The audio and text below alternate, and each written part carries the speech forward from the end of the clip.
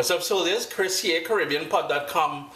You know, vibes it up in the kitchen as usual. We just got back in from Trinidad and Tobago. We did about 5 days down there pre-carnival. And my dad hijacked my show. The man's been saying he's better for the camera and everything else. So I gave him a little bly. Today he will be talking a little bit about cocoa as it relates to making chocolate or cocoa tea as we know it in the Caribbean. Now remember, cocoa is the base for all chocolate products. Quick story about my dad. When my dad was born, my grandmother was working at a time at a quarry. Single mother. I think I don't know if my grandfather had passed away already or if she just kicked him out of the house. But with a few kids, she could not take care of my dad. So he went to live with my great-grandparents who owned a cocoa and coffee estate. So my dad grew up. He's the original Papa Bois, which is... you know, it's one of those terms we use in Trinidad and Tobago, meaning God of the jungle, or... But anyways, he grew up in a cocoa and coffee estate. He knows quite a bit about cocoa and coffee and planting and animals and the whole fauna of Trinidad and Tobago.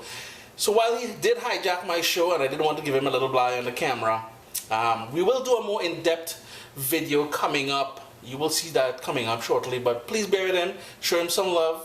You will like the camera. You're gonna see he doesn't stop talking just like me. But cocoa and coffee, we ain't really going deep in it, but a little something. Vibes it up, man. So this one,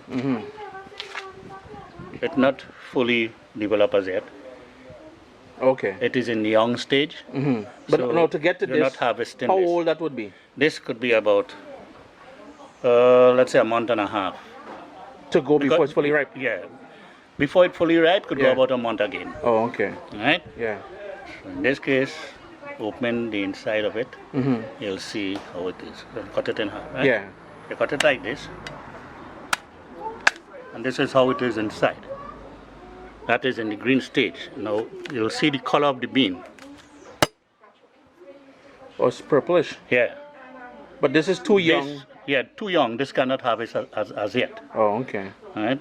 So this is, it have a younger stage, but didn't really bring the younger one. Oh, okay. It have from when it's very small, they call it a chirel. The chirel have no seed inside as yet. Oh, okay. But this is the stage where it's going to be it start developing into the full bean. So, okay, go ahead. now this one here is another green one, not in harvesting stage as yet. But if you notice this one, the bean is a little more pink than the other one. So like two variety of cocoa here. Now the first one you showed us, that would ripe to be yellow. This one would ripe to be red. Red.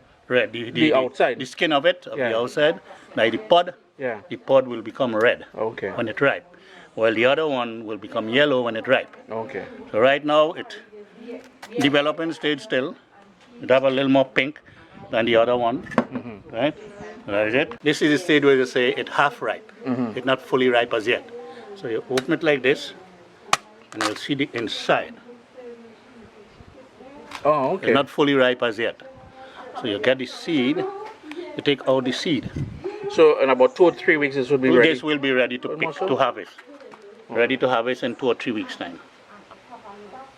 Okay. And the whole pod will become yellow.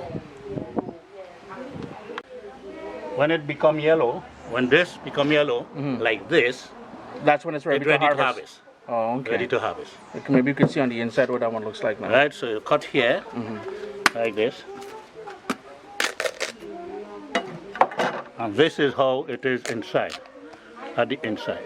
But like now that white the stuff bean. on the outside here, Yeah, that's what we usually suck. yeah, they suck off this. It's sweet, right? Yeah, it's sweet. Okay. And the pot on the inside, you dry it. yeah, You bake it yeah. on a fire. With this, you take it out like this. You put it to ferment Oh, okay. for 7 days and put it in a heap. Yeah, yeah. Cover it properly with banana leaf and so on, and you leave it for 7 days. Oh, okay. It will get hot. The whole entire thing with the fermentation will get hot. Then you open it out into the sun. Yeah. And there is where they call it gum, will become dry. But all the white stuff will dry onto it. Yeah, dry onto it. Oh, okay. Most of it will disappear too. Right?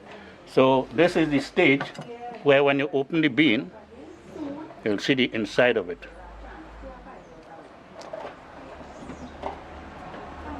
This is the bean. You see how it is inside?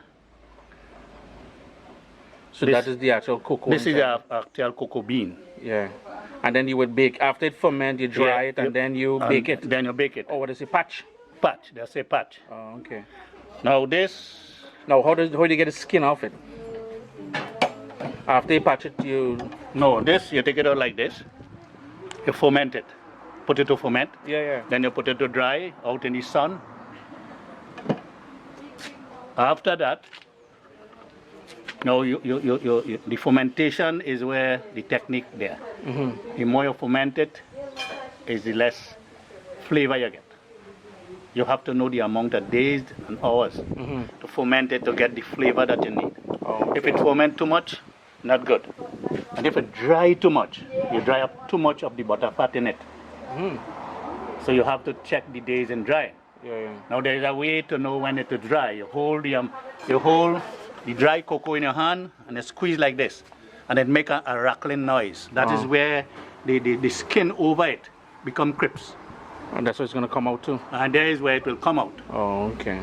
From the bean. The bean will come out from the skin.